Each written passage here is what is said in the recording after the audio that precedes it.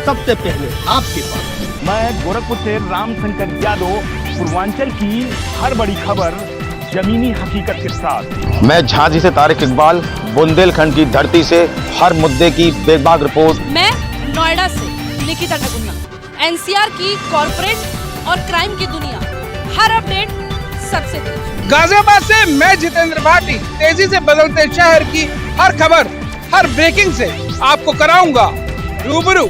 मैं रायपुर से सतीश गुप्ता, छत्तीसगढ़ की राजनीति से लेकर जन सरोकार तक हर खबर पर पैनी नजर। दिल्ली से मैं स्नेह कमल सेठ, राजधानी की सियासत से लेकर सत्ता के गलियारों तक हर हलचल पर सबसे तेज और सबसे सटीक नजर। देहरादून से मैं स्मिता चौहान, पहाड़ों की शांति हो या फिर सियासी हलचल, हर मुद्दे की गहराई से रिपोर्ट। मैं मेरठ से अभय शर्मा, खेल, क्राइम और सियासत, हर एंगल से पूरी कवरेज। मैं मिर्जापुर से मनीष त्रिपाठी, पूर्वांचल के हर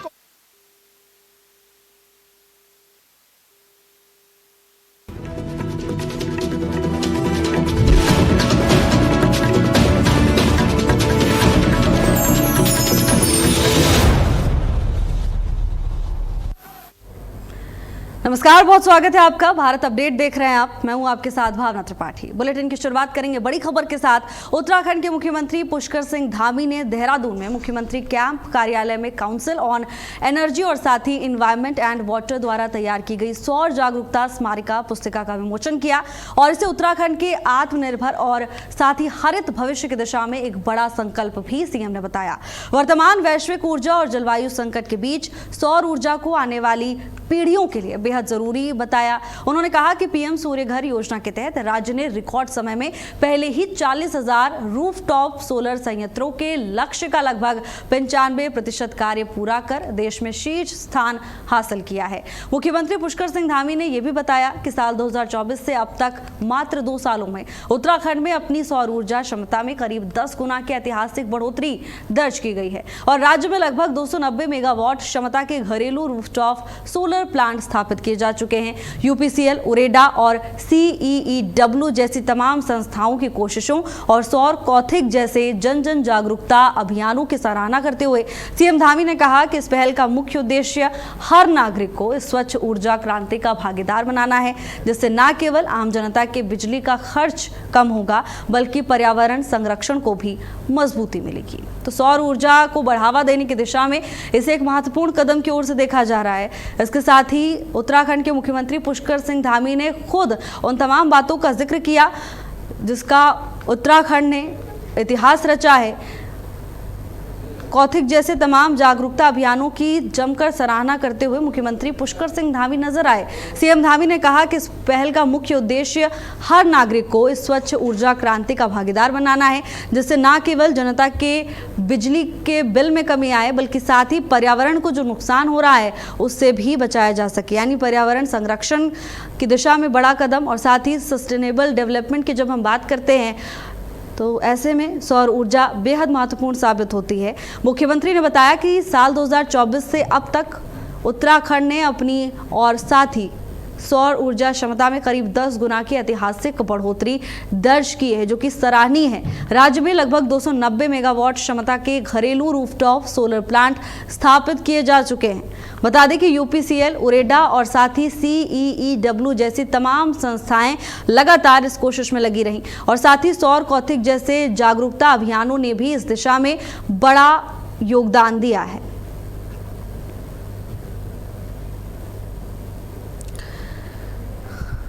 तो मात्र 2 सालों में उत्तराखंड में ऐतिहासिक बढ़ोतरी दर्ज की गई है। ऊर्जा क्षमता में 10 गुना की बढ़ोतरी इन 2 सालों में ही दर्ज की गई। मुख्यमंत्री पुष्कर सिंह धामी ने इस सिलसिले में तमाम बड़ी उपलब्धियों को गिनाया जो प्रदेश ने हासिल की हैं। सीएम ने कहा कि वर्तमान वैश्विक ऊर्जा और जलवायु संकट के बीच सौर ऊर्जा यानी सोलर एनर्जी को आने वाली पीढ़ियों के लिए बहुत ज़रूरी बताया। उन्होंने कहा कि पीएम सूर्य घर योजना के तहत राज्य ने रिकॉर्ड समय से पहले ही 40,000 रूफटॉप सोलर संयंत्रों के लक्ष्य का लगभग 95% कार्य पूरा कर लिया है, देश में शीर्ष स्थान हासिल किया है। इसके साथ ही सीएम पुष्कर सिंह धामी ने जानकारी दी कि 2024 से अब तक केवल 2 सालों में उत्तराखंड ने शानदार काम किया, अपनी सौर ऊर्जा क्षमता में करीब 10 गुना ऐतिहासिक बढ़ोतरी दर्ज की है। और इसके पीछे काम करने वाली तमाम संस्थाओं को सराहते हुए सीएम पुष्कर सिंह धामी नजर आए, जमकर तारीफ की। जागरूकता अभियानों की भूमिका पर मुख्यमंत्री पुष्कर सिंह धामी ने बात की है। तो देखिए, पूरे देश में सोलर एनर्जी को बढ़ावा देने का काम किया जा रहा है और ऐसे में उत्तराखंड में भी ये मुहिम तेज होती हुई दिखाई दे रही है। खुद मुख्यमंत्री पुष्कर सिंह धामी की ओर से तमाम उपलब्धियों को गिनाया गया।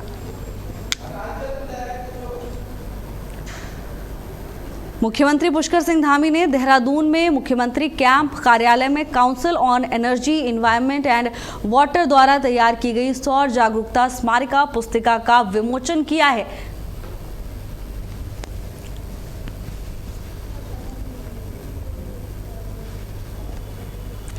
और वहीं कैबिनेट मंत्री सुबोध उनियाल ने मोदी सरकार के 12 साल पूरे होने पर प्रधानमंत्री नरेंद्र मोदी के कार्यकाल की जमकर तारीफ की। उन्होंने कहा कि पीएम मोदी के नेतृत्व में न केवल उत्तराखंड बल्कि पूरे देश का चौतरफा और सर्वांगीण विकास हुआ है। उत्तराखंड में बुनियादी ढांचे को मजबूत करने वाले बड़े प्रोजेक्ट्स का जिक्र करते हुए उन्होंने all weather road, Dehradun express highway, साथ ही कर्णप्रयाग रेलवे परियोजना जैसे महत्वपूर्ण और साथ ही ऐतिहासिक कार्यों को भी गिनाया। इसके साथ ही उन्होंने ये भी कहा कि राज्य के इतिहास में पिछले 12 सालों में पहले के प्रधानमंत्रियों की तुलना में पीएम मोदी ने सबसे ज्यादा बार उत्तराखंड का दौरा किया है, जो राज्य के लिए उनके विशेष लगाव को दर्शाता है। उत्तराखंड के लिए एक बहुत बड़ी उपलब्धि भी इसे मानते हैं। तो उत्तराखंड का दौरा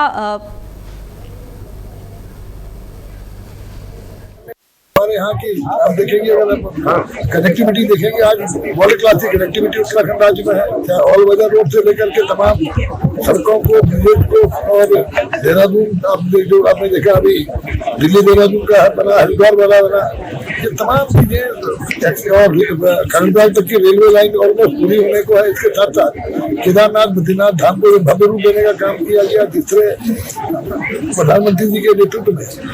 हमारे यहाँ इन्वेस्टर समिट में 2 बार के इन्वेस्टर समिट में करीबन 1.5 लाख करोड़ की ग्राउंडिंग होना, और कुल मिलाकर के सबसे बड़ी चीज जो है, जो भारत सरकार ने एक सुरक्षा का वातावरण पूरे देश में बनाया, जो भारत सरकार ने पूरे देश के अंदर महिला सुरक्षा से लेकर और नौजवान को खातों किस तरह काम मिले।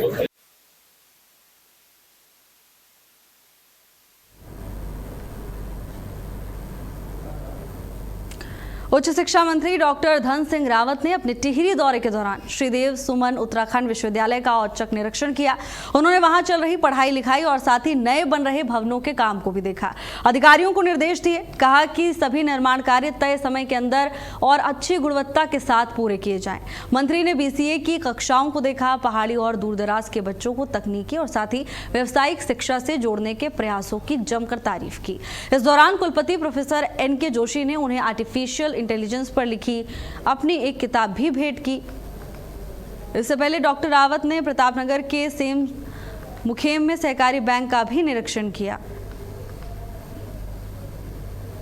लोगों से बातचीत करते हुए संस्कृत भाषा को बढ़ावा देने पर जोर दिया। तो निर्माण कार्यों को समय पर पूरा करने के निर्देश दिए गए हैं।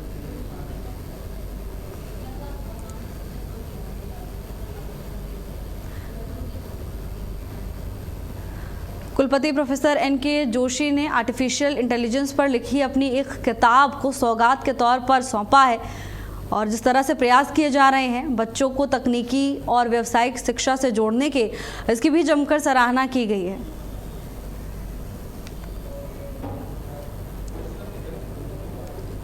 कुलपति ने शिक्षा मंत्री को पुस्तक भेंट की।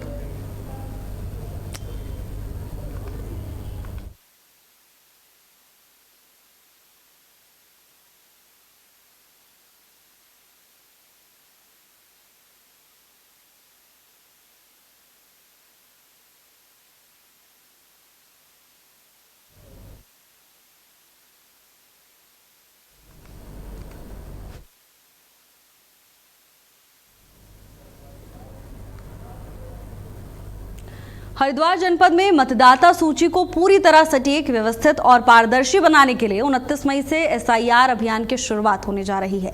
जिलाधिकारी मयूर दीक्षित ने इस संबंध में जानकारी दी। बताया कि भारत निर्वाचन आयोग के दिशा निर्देशों के तहत प्रशासन ने इस अभियान से जुड़ी सभी जरूरी तैयारियां पूरी कर ली हैं। अभियान के दौरान बीएलओ घर घर जाते हैं और मतदाताओं का सत्यापन करेंगे, जरूरी डेटा जुटाएंगे ताकि वोटर लिस्ट को पूरी तरह से साफ सुथरा बनाया जा सके। इसके साथ ही इनोवेशन फॉर्म की प्रिंटिंग पूरी होने के बाद जल्द ही इनका वितरण भी शुरू कर दिया जाएगा, जिन्हें भरकर मतदाताओं को संबंधित अधिकारियों के पास जमा करना होगा। इस महत्वपूर्ण प्रक्रिया को बिना किसी बाधा के पूरा करने के लिए सभी नोडल अधिकारियों, कर्मचारियों और विभिन्न राजनीतिक दलों को पहले ही आवश्यक प्रशिक्षण दिया जा चुका है। प्रशासन का दावा है कि सभी पक्षों के आपसी तालमेल और सहयोग से इस अभियान को समय पर सफलतापूर्वक संपन्न कर लिया जाएगा। तो देखिए, एसआईआर की प्रक्रिया को लेकर प्रशासन पूरी तरह से सक्रिय नजर आ रहा है। हरिद्वार में 29 मई से एसआईआर यानी स्पेशल इंटेंसिव रिवीजन की प्रक्रिया शुरू होनी है और ऐसे में घर घर जाकर मतदाता सूची सुधारी जाएगी, जिसको देखते हुए प्रशासन पूरी तरह से सक्रिय नजर आ रहा है। राजनीतिक दलों और साथ ही अधिकारियों को इसी सिलसिले में प्रशिक्षण भी दिया जा रहा है। प्रिंटिंग के बाद मतदाताओं को जल्द ही तमाम फॉर्म्स भी बांटे जाएंगे। तो देखिए, एसआईआर की प्रक्रिया को लेकर लगातार राजनीतिक दलों, अधिकारियों और कर्मचारियों को ट्रेनिंग दी जा रही है, उन्हें प्रशिक्षण दिया जा रहा है, जिससे इस प्रक्रिया को पूरी तरह से पारदर्शिता के साथ संपन्न कराया जा सके। देखिए, भारत निर्वाचन आयोग के डायरेक्शंस के क्रम में 29 तारीख से प्रक्रिया शुरू हो रही है और 29 मई के बाद जो एनुमरेशन फॉर्म्स हैं उसकी प्रिंटिंग और फिर जून में उनका डिस्ट्रीब्यूशन बीएलओ के माध्यम से सभी वोटर्स को किया जाएगा। जो भी हमारे वोटर्स हैं वो उस फॉर्म्स को भर के पुनः जमा करेंगे और ईआरओ उनमें उसके बाद ड्राफ्ट लिस्ट और फिर सुनवाई करेंगे। ये पूरी प्रक्रिया के लिए सभी राजनीतिक दलों को, पार्टियों को, सभी अधिकारियों को, नोडल ऑफिसर्स को ट्रेनिंग दी जा चुकी है। सभी के द्वारा सहमति व्यक्त की गई है और संतोष व्यक्त किया गया है और सभी ने अवगत ये भी करा है कि इस पूरी एसआईआर प्रक्रिया में वो सभी स्टेक होल्डर्स मिलकर कार्य करेंगे ताकि निर्धारित टाइमलाइन। चारधाम यात्रा के दौरान देश और विदेश से आने वाले श्रद्धालुओं और पर्यटकों की भारी भीड़ को देखते हुए गढ़वाल पुलिस ने सुरक्षा के पुख्ता इंतजाम किए हैं। आईजी गढ़वाल राजीव स्वरूप ने बताया कि मुख्य धामों के साथ साथ मसूरी, चक्राता, धनोल्टी, चौपता और साथ ही तुंगनाथ जैसे आसपास के पर्यटन स्थलों पर भी पर्यटकों की संख्या तेजी से बढ़ रही है और इसी को ध्यान में रखते हुए पुलिस और प्रशासन ने इन सभी इलाकों को चिन्हित किया है। ट्रैफिक मैनेजमेंट और सुरक्षा व्यवस्था को काफी मजबूत कर दिया है। पर्यटकों और श्रद्धालुओं को यात्रा के दौरान कोई परेशानी ना हो, इसके लिए पूरे रूट पर लगातार कड़ी मॉनिटरिंग की जा रही है, जिससे यातायात सुचारू रूप से चलता रहे, सभी यात्री सुरक्षित रहें। तो देखिए, यात्रा को देखते हुए व्यापक इंतजाम किए गए हैं। नैनीताल में बकरीद का त्यौहार कड़ी सुरक्षा और शांतिपूर्ण माहौल के बीच संपन्न हुआ, जहां डीएसए मैदान में हजारों की संख्या में मुस्लिम समुदाय के लोगों ने नमाज अदा की। इस दौरान देश की तरक्की, अमन चैन, आपसी भाईचारे और बीमारों के अच्छे स्वास्थ्य के लिए विशेष तौर पर दुआएं मांगी गईं। शहरी इमाम मुफ्ती अजमल काजमी ने बताया कि हाई कोर्ट द्वारा 1 घंटे के लिए मिनी अनुमति के बाद ये नमाज शांतिपूर्वक पूरी हुई है। हालांकि उन्होंने प्रशासन पर अनुमति के बावजूद शुरुआत में कुछ लोगों को रोकने का भी आरोप लगाया है। सुरक्षा व्यवस्था को लेकर एसएसपी मंजूनाथ टीसी ने साफ किया कि शांति व्यवस्था बनाए रखने के लिए पीएसी और सीएपीएफ समेत भारी पुलिस बल तैनात किया गया था। सभी को बंद और निर्धारित स्थानों पर ही कुर्बानी करने के निर्देश दिए गए हैं। पुलिस ने सोशल मीडिया पर कुर्बानी की फोटो या वीडियो अपलोड करने वालों पर कड़ी कानूनी कार्रवाई करने की बड़ी चेतावनी दी है। साथ ही त्योहार के दौरान नैनीताल में ट्रैफिक जाम से बचने के लिए बाहरी चौपहिया वाहनों को रूसी बाईपास पर रोककर वहां से शटल सेवा का संचालन किया गया। तो देखिए, बकरीद का त्यौहार पूरे देश में धूमधाम से मनाया गया। उत्तराखंड के नैनीताल से भी ऐसी ही खबर सामने आई है, जहां भारी संख्या में नमाजी एकत्रित हुए और एक साथ नमाज पढ़ी। डीएसए मैदान में ईद की नमाज अदा की गई। शांतिपूर्ण तरीके से ईद की नमाज संपन्न हुई। सभी ने एक दूसरे को गले मिलकर ईद की बधाई दी और इस दौरान सुरक्षा व्यवस्था चाक चौबंद रही। सुरक्षा के कड़े इंतजाम देखने को मिले हैं। हालांकि प्रशासन की ओर से साफ कहा गया कि अगर किसी ने कुर्बानी की वीडियो या फिर फोटो सोशल मीडिया पर पोस्ट की तो कड़ी कार्रवाई की जाएगी। इसके साथ ही सार्वजनिक स्थानों पर कुर्बानी देने पर मनाही थी और इसी को देखते हुए तमाम तैनातियां की गई थी। चप्पे चप्पे पर प्रशासन की पूरी नजर रही। देश में शांति और भाईचारे के लिए नमाजियों ने दुआ मांगी। ये तस्वीर देखिए किस तरह ईद की नमाज अदा करने के बाद सभी ने एक दूसरे को गले मिलकर बकरीद की बधाई दी। शांतिपूर्ण तरीके से ईद की नमाज संपन्न हुई। हालांकि सुरक्षा व्यवस्था के व्यापक इंतजाम देखने को मिले। भारी संख्या में लोग एकत्रित हुए। तमाम तस्वीरें उत्तराखंड के नैनीताल से सामने आ रही हैं, जहां डीएसए मैदान में बकरीद के मौके पर नमाज अदा करने के लिए तमाम लोग इकट्ठा हुए और सभी ने एक साथ ईद की नमाज अदा की। इसके बाद गले मिलकर एक दूसरे को इस पावन त्योहार की बधाई दी।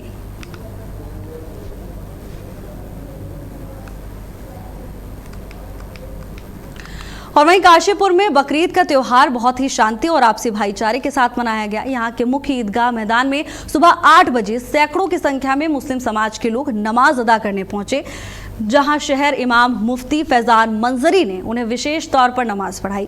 नमाज के दौरान देश और प्रदेश में सुख, समृद्धि, शांति और साथ ही अमन चैन के लिए खास दुआएं भी मांगी गईं। इस मौके पर शहर इमाम ने सभी से सरकारी नियमों का पालन करने की अपील की और विशेष रूप से खुले में कुर्बानी न करने, साफ सफाई का पूरा ध्यान रखने की बात प्रशासन की ओर से कही गई। सुरक्षा के कड़े इंतजामों के बीच लोगों ने एक दूसरे को गले लगाकर ईद की मुबारकबाद दी और सौहार्दपूर्ण माहौल में त्योहार का आनंद लिया। तो देखिए, उत्तराखंड के काशीपुर से तस्वीरें सामने आ रही हैं। शांति और सौहार्द के साथ ही पावन त्योहार मनाया गया। एक दूसरे को गले लगाकर ईद की मुबारकबाद देते हुए तमाम नमाजी नजर आए।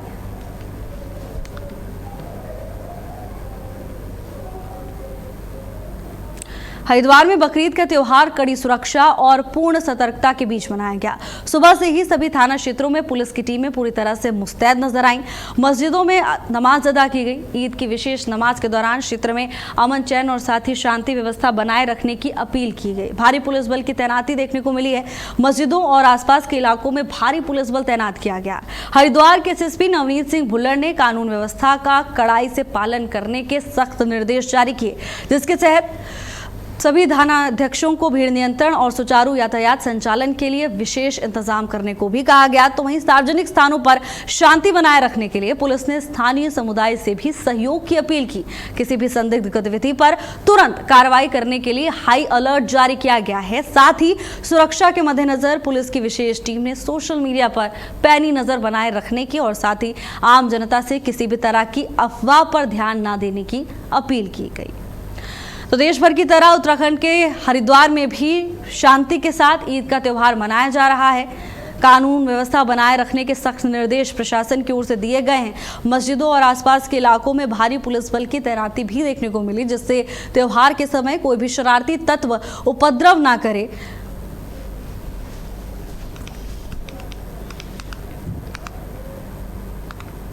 और वहीं मसूरी देहरादून मार्ग पर गज्जी बैंक के पास पानी से भरा एक टैंकर अचानक अनियंत्रित होकर करीब 50 मीटर गहरी खाई में जा गिरा। हादसे की जानकारी मिलते ही मसूरी कोतवाली पुलिस ने स्थानीय नागरिकों की मदद से तुरंत रेस्क्यू ऑपरेशन शुरू किया। कड़ी मशक्कत के बाद मलबे से निकाले गए घायल चालक को तुरंत सिविल अस्पताल ले जाया गया। हालांकि सिर पर गंभीर चोट होने की वजह से उपचार के दौरान ही व्यक्ति की मौत हो गई। पुलिस ने शव को पोस्टमार्टम के लिए भेजा है और परिजनों को मामले की जानकारी दे दी है। इस हादसे के बाद स्थानीय निवासियों ने मार्ग के तीखे मोड़ों, संकरी सड़कों पर सुरक्षा के लिए क्रैश बैरियर और चेतावनी बोर्ड लगाने की मांग की। 50 मीटर गहरी खाई में पानी का टैंकर जा गिरा, जिसके चलते हादसे में टैंकर चालक की मौत हो गई। इलाज के दौरान टैंकर चालक की मौत हो गई। बताया जा रहा है कि टैंकर के अनियंत्रित होने से यह हादसा हुआ।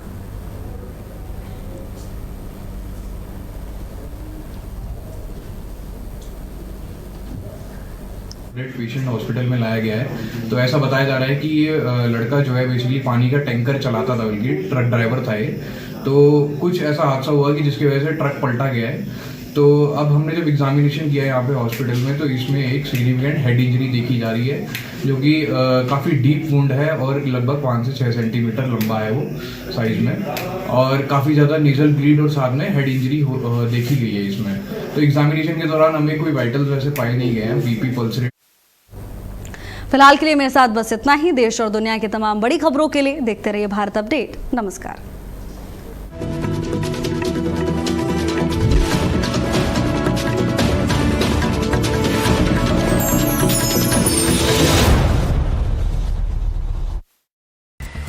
समाचार जगत में सफलता सिर्फ खबरों से नहीं बल्कि मजबूत संचालन और दूरदर्शी नेतृत्व से बनती है। दामिनी महौर, भारत अपडेट की डायरेक्टर न्यूज ऑपरेशंस, जो हर दिन चैनल की रफ्तार को नई दिशा देती हैं। न्यूज ऑपरेशंस की हर बारीकी पर उनकी गहरी पकड़ और निर्णयों में उनकी सटीकता भारत अपडेट को विश्वसनीयता की नई ऊंचाइयों तक ले जा रही हैं। समन्वय, अनुशासन और नेतृत्व, इन तीनों का अद्भुत संगम है दामिनी महौर। उनकी कार्यशैली सिर्फ प्रबंधन नहीं बल्कि पूरी टीम के लिए प्रेरणा है। आज भारत अपडेट की सफलता में उनकी मेहनत, दूरदृष्टि और समर्पण की मजबूत छाप है। दामिनी महौर एक ऐसा नेतृत्व जो खबरों को सिर्फ संचालित नहीं बल्कि उन्हें प्रभावशाली पहचान देता है। IIMT University, transforming education system, transforming lives. O Pocket, Ganganagar, Mawana road, Meerut.